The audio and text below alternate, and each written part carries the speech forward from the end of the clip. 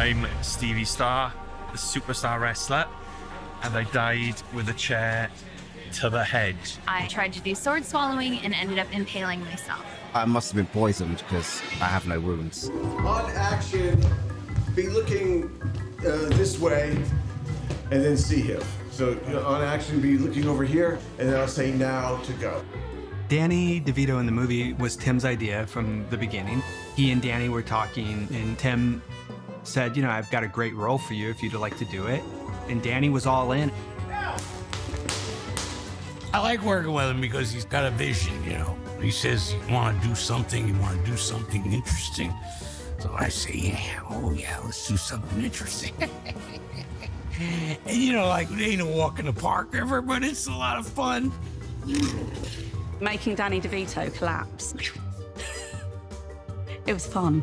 It looked so simple, but there was a lot of research that went into that. 3, 2, 1. It was a great collaboration with the mechanics department and model shop, and just working together with them.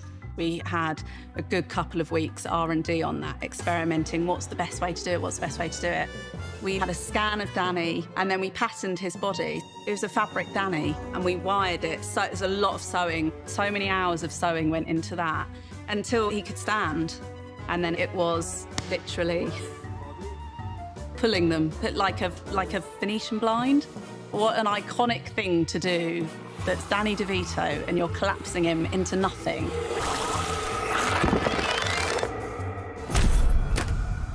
Start sucking his soul. Give him more.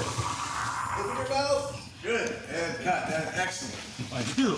Bravo. Couldn't be better. My role is very much about body language. I felt a bit like a mime, and it was so much fun. Beetlejuice! I'm back. Good. We've been testing Dolores for many weeks, I think since I first started. There's meant to be something really beautiful about her, but quite chaotic, like what's going on behind, you know, so we decided we was going to sort of do quite a lot of veins and things going on.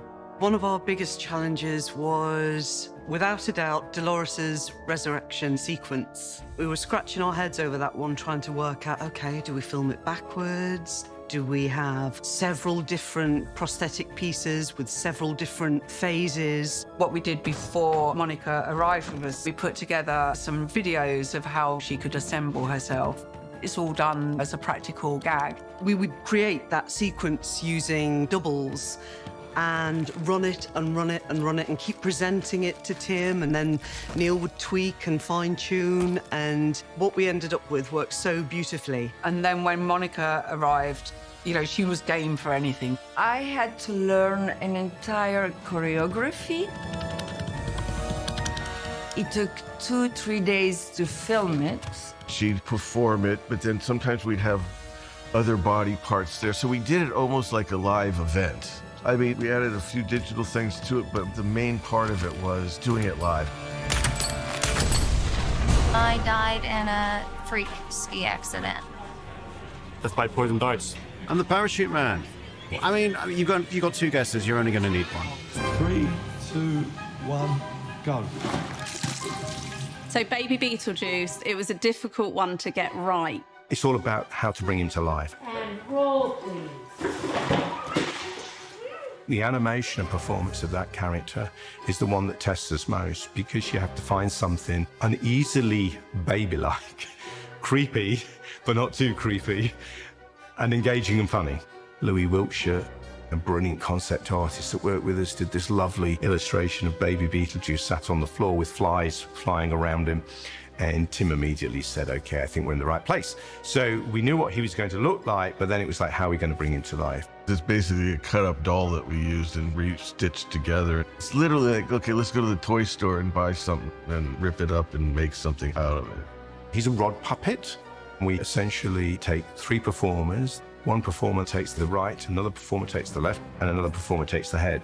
You want him to have that movement, and a good movement. So a lot of rehearsals went into that to get that rhythm. He spends a lot of his time crawling around the floor rather creepily. And so when we do that, obviously there are these people around it as well. I don't see it. And so it's a challenge because we need to be able to perform him next to the actors. And because he's a rod puppet, we don't want to get in the way of the lighting or their performance. Everyone fell in love with Baby Beetlejuice. As disgusting as it was, everyone loved Baby Beetlejuice. I think everyone wanted to take one home. I'm a belly dancer and I'm deaf. I'm Mike, and I'm the baseball guy who shoved a baseball bat through my eye. Stroke. Too much Viagra. We love that Tim wants to do practical effects. It absolutely inspires us. That is the word. It makes the work 1,000 times easier because you're happy making it and you know what you're making and you more or less know what that final product has to be. Working with Tim is probably the highlight of my career, I have to say. And I think it's more so because he's very gracious. He understands what everyone does. He very much lives in the moment.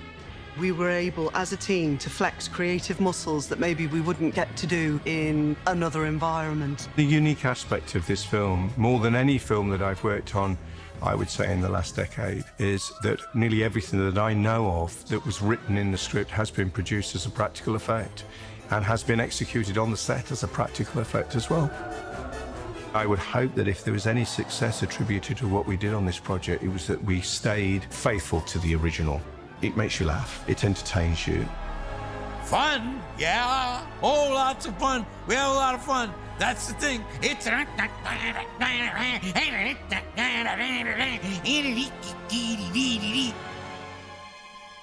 By the way, I have to go.